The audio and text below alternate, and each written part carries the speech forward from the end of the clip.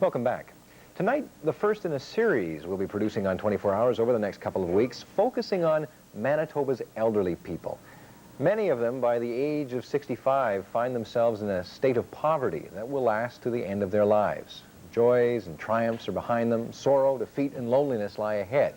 We will be looking at the downside of the age, but there is another side. We're gradually realizing that that age can be an active, vital time of life, and the elderly themselves are learning that there is strength in gray power. Tonight, a very special couple, the Trons of Winnipeg. Fong Tien Tron and his wife Nok Hak Koo have been living in Winnipeg for the past 5 years. Their adjustment to life here has been difficult. As elderly Chinese people, the differences in tradition, culture, and language are so tough to overcome, and all the usual problems of aging still so difficult to deal with. Mr. Tron was born in China in 1915. He attended university in Shanghai. At 21, when the Japanese invaded, he left China for Vietnam, where he ran a successful herbal medicine business and met his wife.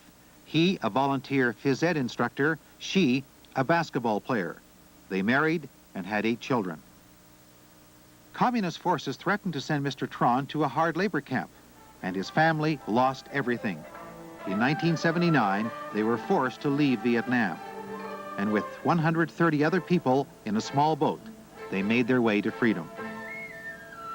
They spent 18 months in a refugee camp in Hong Kong. Their ordeal took its toll, both physically and mentally. Although 6 of their children were here to meet them, 2 of their daughters were left in Vietnam. Today, Mr. Tron and his wife live on Langside Street in downtown Winnipeg. Although their standard of living has improved compared to Vietnam, there have been many losses. Their need for social assistance has been hard to accept, and their loss of the traditional status of the elder within the Chinese family even more difficult. But in the end, it's this foreign English language that is the most difficult to cope with. Because my age, my ability to learn is not as good, my memory is not as clear, and I feel that I'm blind, mute, deaf, and crippled. I'm very eager to learn, just like a kid. Of course, I wish I were younger.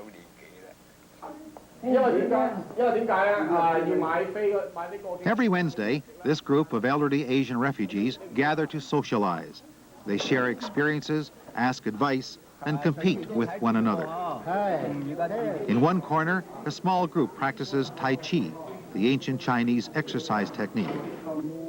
Another group learns to read and write English.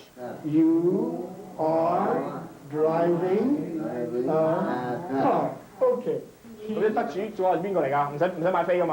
At 29 years of age, Kai Tao is director of the Notre Dame Senior Center, and it's his responsibility to help this group. You're talking about a situation that we're seeing here, that the elderlies usually who knows best about the community they're living in, and therefore they can be the expert and therefore in charge of the family. That's the expected role being old. And they go into a situation that they see the kids, they learn faster, they're going to school, the middle-aged ones, they're working, they have their own friends. This group, the senior age citizens, they simply got left out.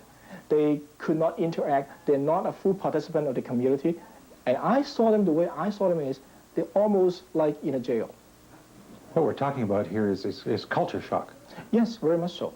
I almost see them being walked into something so different, that so new, just like a newborn child being reborn again.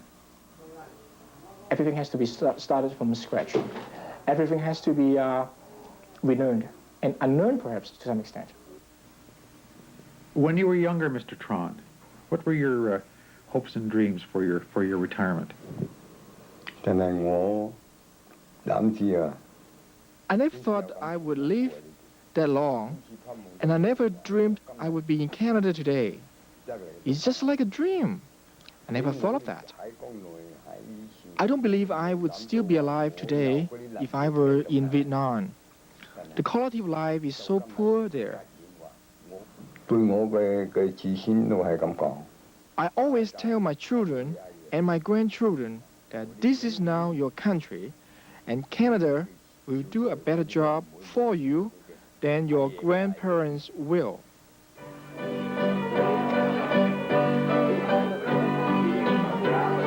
The children have their own future.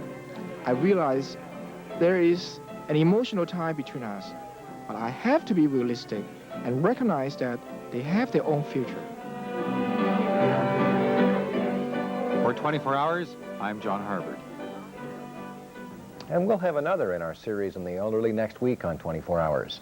Right after this, the opposition hammers the government over $1 billion tax break for the new owners of Gulf Canada. We'll return right after this.